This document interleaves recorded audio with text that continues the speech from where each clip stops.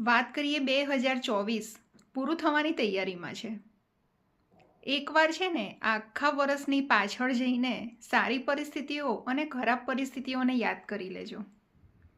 સારા પરિસ્થિતિ અને સારા અનુભવને એક મેમરીઝ તરીકે યાદગીરી બનાવી લેજો અને ખરાબ અનુભવોમાંથી લેસન લઈને આગળ વધજો. ખબર છે, લેટ ગો કરવું એ પણ એક ક્રિએટિવિટી છે.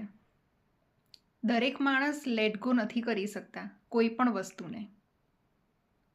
અને જો તમે આ ક્રિએટિવિટી શીખી જશો ને તો 2025માં કોઈ પણ પરિસ્થિતિ સાથે ડીલ કરવાની બહુ ઇઝી થઈ જશે. શું કોઈએ તમારું દિલ દુખ્યું છે?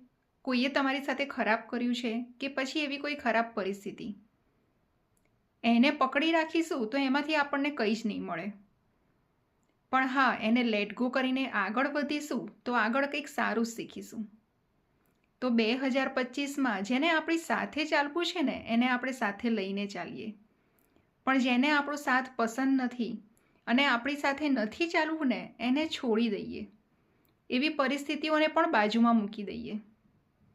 તો 2025માં છે ને આપણે સફળ જ થઈશું, સારું જ શીખીશું.